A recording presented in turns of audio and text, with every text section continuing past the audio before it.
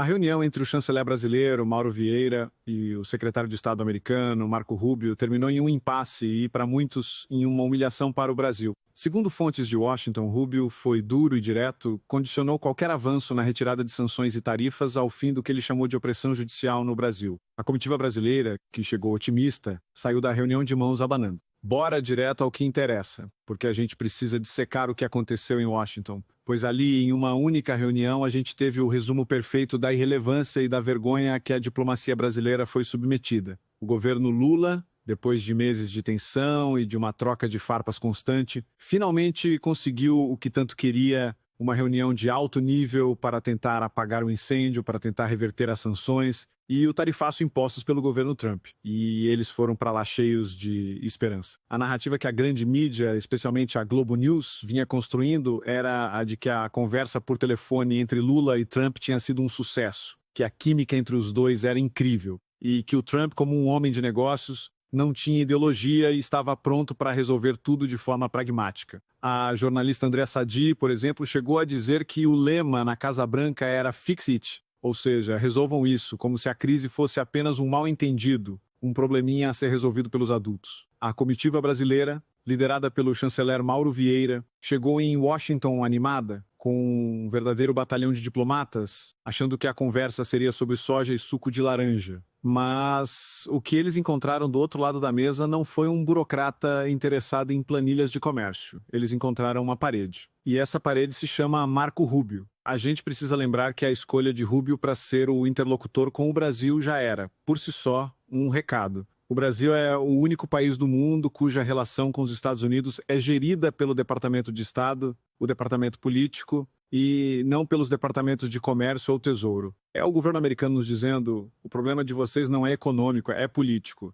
E para cuidar do problema político, eles escalaram o seu general mais duro. E a reunião, pelo que as fontes de Washington relataram, foi exatamente o que se esperava de um encontro com o Rubio, um massacre. Ele teria sido duro, direto e não teria deixado espaço para a conversa mole da diplomacia brasileira. O recado foi um só e foi brutal: não haverá nenhum avanço na questão das tarifas, não haverá nenhuma revisão da Lei Magnitsky, enquanto não houver um fim naquilo que ele chamou de opressão judicial no Brasil. Pensem no tamanho da humilhação. O chanceler brasileiro viaja para os Estados Unidos com uma pauta econômica e o que ele ouve é uma bronca sobre a nossa política interna. É o secretário de Estado americano dizendo na cara dele que o nosso país vive sob um regime de opressão judicial e que, enquanto isso não mudar, não tem conversa. É um tapa na cara. Um enquadramento que mostra o nível de desprestígio a que o nosso país foi rebaixado. A comitiva, que chegou cheia de sorrisos para as fotos, saiu de lá, segundo os relatos, atordoada, de mãos abanando,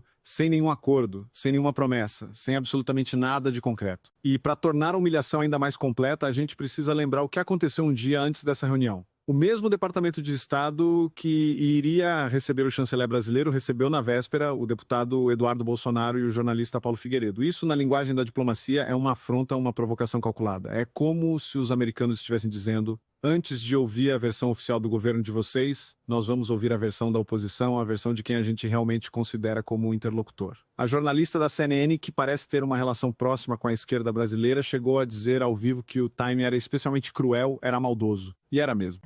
Bem interessante, especialmente pelo timing. Olha o que aconteceu. O deputado federal Eduardo Bolsonaro e o jornalista e empresário Paulo Figueiredo tiveram reuniões hoje no Departamento de Estado dos Estados Unidos. Como eu disse, é uma apuração do analista Caio Junqueira, está no site da CNN. E aí, por que é tão importante essa notícia? Eles se encontraram, eles foram se reunir lá no Departamento de Estado, que é comandado por Marco Rubio. E com quem Marco Rubio vai se encontrar amanhã? Com o ministro das Relações Exteriores do Brasil, Mauro Vieira. E aí, a CNN, ao Caio Junqueira, Paulo Figueiredo disse estar otimista com a perspectiva para esse encontro. Qual encontro? O encontro entre Mauro Vieira e Marco Rubio. Aí, o Caio perguntou se esse Paulo Figueiredo tinha alguma informação sobre o que Rubio colocaria na mesa com Vieira. E Paulo Figueiredo respondeu: vamos ver o que o Brasil traz para a mesa. Então, é interessante, Yuri Pita, porque eles vão fazer ali quase que uma conversa prévia, né? E a gente sabe que o Marco Rubio é crítico ao governo do presidente Lula, ao Supremo Tribunal Federal e um defensor dos Bolsonaros, né? Então, assim, é algo... O timing, ele é especialmente... Como é que eu posso te dizer? Ele é especialmente...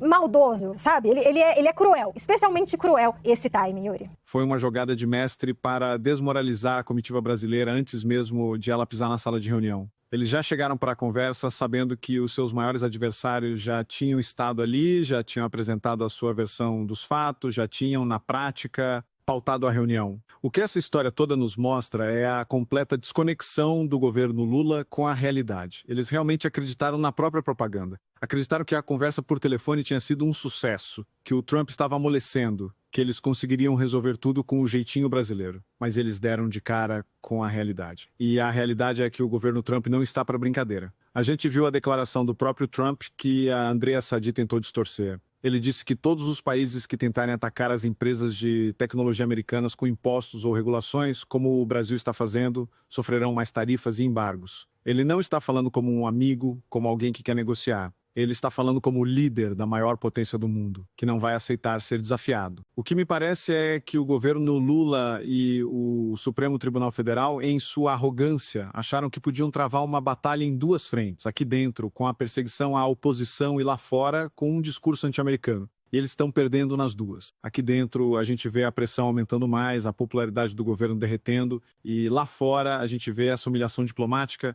esse isolamento. A metáfora que foi usada para descrever a situação é perfeita. O Brasil hoje é o Loki, o vilão da Marvel que chega todo arrogante com seu exército, achando que vai dominar o mundo. E os Estados Unidos são os Vingadores, que olham para ele com um certo tédio e dizem: nós temos um Hulk. E o Hulk, nesse caso, são as sanções, as tarifas, o poder econômico e militar que pode esmagar qualquer bravata. O que a gente viu em Washington não foi uma reunião, foi uma lição. Uma lição de que, no jogo da geopolítica, não se blefa com quem tem a mão mais forte. Uma lição de que a soberania de um país também depende do respeito que ele inspira no mundo. E o Brasil de hoje, infelizmente, não inspira respeito. Inspira desconfiança e, como a gente viu, até um pouco de pena. A comitiva brasileira foi para a guerra e voltou sem disparar um único tiro, completamente derrotada. E a gente fica aqui assistindo a esse vexame e torcendo para que um dia a gente volte a ter uma diplomacia que nos dê orgulho e não vergonha. Essa história toda é um retrato triste, mas muito real, do prestígio do nosso país no mundo de hoje. E agora eu quero saber a sua opinião. Você também sentiu vergonha com essa humilhação que o governo brasileiro passou em Washington? Você acredita que depois dessa bronca eles finalmente vão entender o recado e recuar? Deixa seu comentário aqui embaixo. Vamos conversar sobre o futuro da nossa diplomacia.